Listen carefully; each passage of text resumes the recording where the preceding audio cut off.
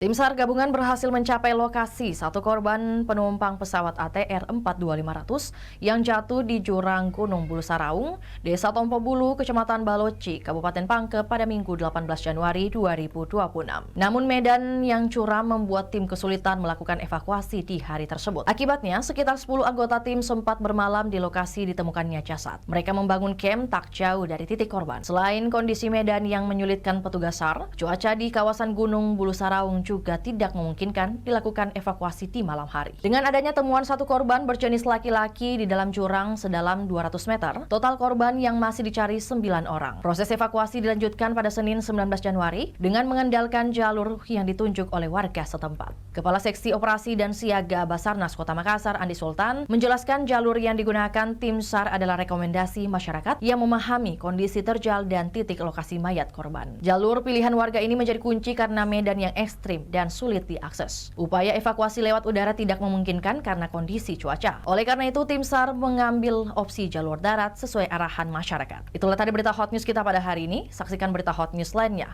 hanya di kanal YouTube dan Facebook Tribun Timur. Download Tribun X sekarang.